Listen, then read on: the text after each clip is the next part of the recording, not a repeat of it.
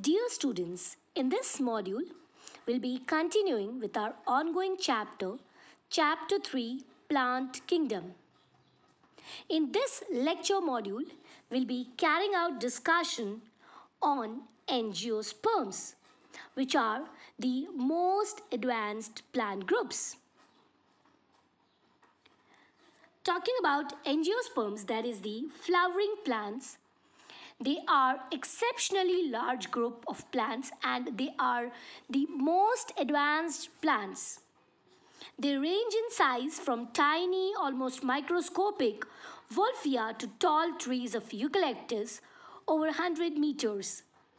They basically comprise of the dicotyledons, which have got two cotyledons, and the monocots, which have single cotyledon. Dicots, as can be seen, they've got two cotyledons and they have got reticulate venation. They produce pentamerous flowers. They have taproot system. Here we can see that the venation which is observed over here, that's reticulate venation. And they've got 5 members in each floral wall. The example of dicotyledons include P. Pisum sativum, the kidney bean, those plants which have got two cotyledons, where cotyledons carry the function of storage, are referred to as dicots.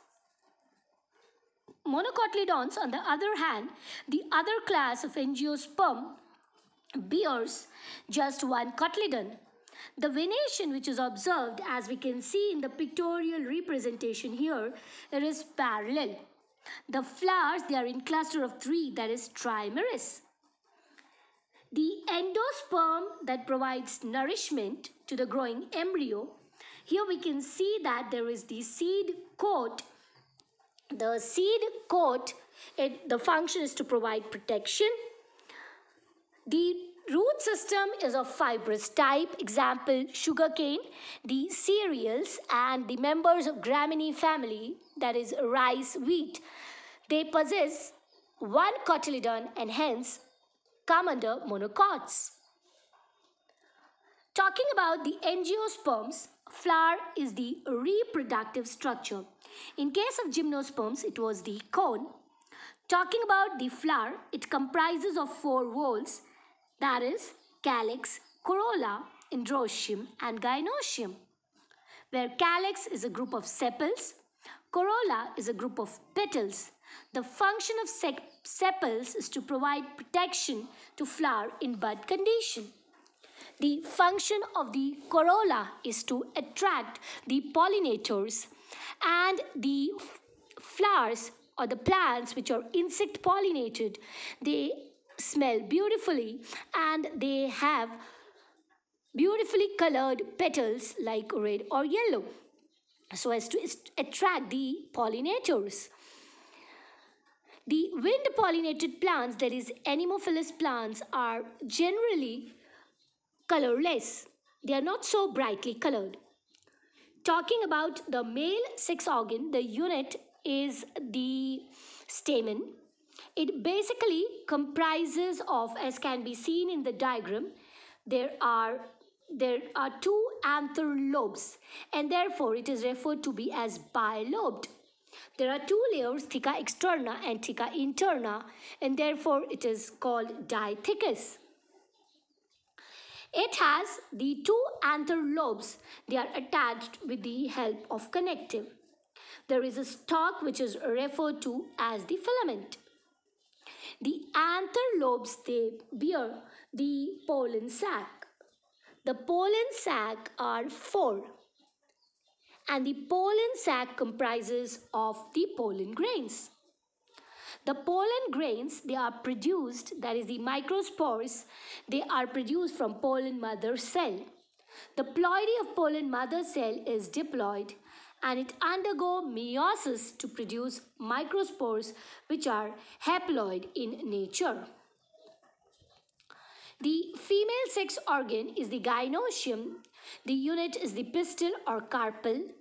It comprises of the stigma. There's the point where the pollen grains land, style through which the pollen tube passes, ovary develops into fruit and the ovule develops into seed.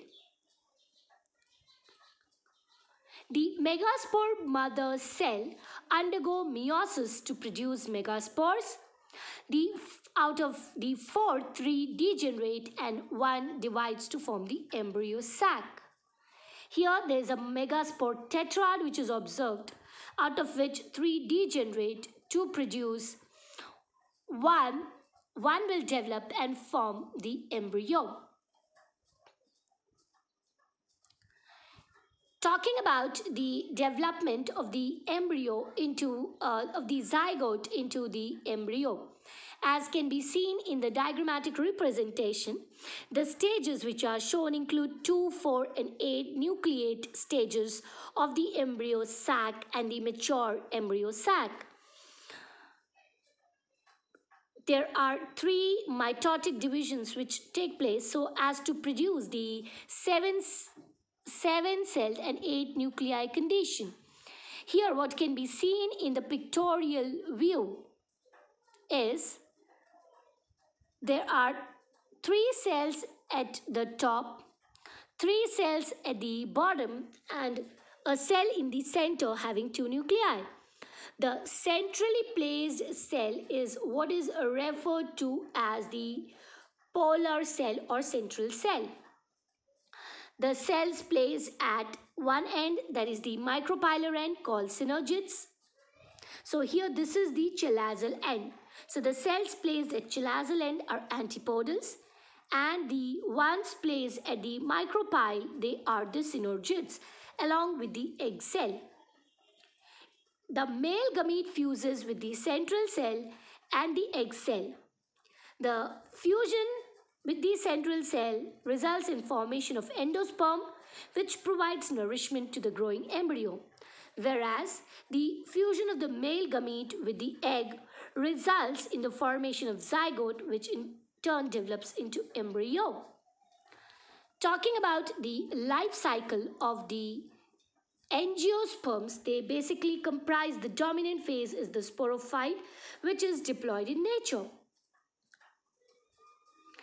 It bears the stigma style ovary, that's the female part, gynoecium, and here is the androecium.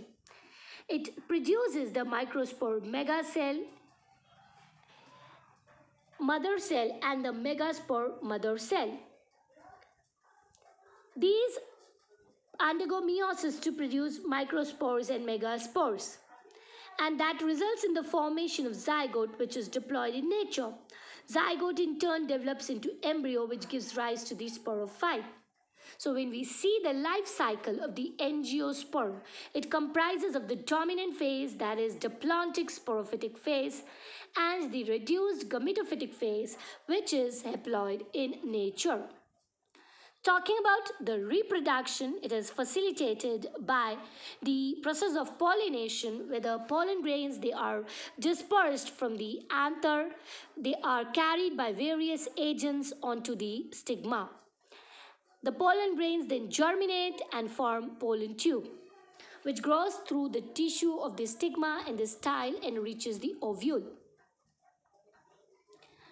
The pollen tubes which enter the embryo sac, they enter through the micropylar end.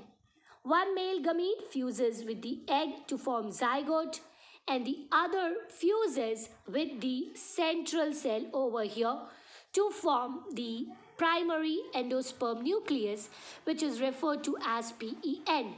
The function of the primary endosperm nucleus is to provide nourishment to the growing embryo.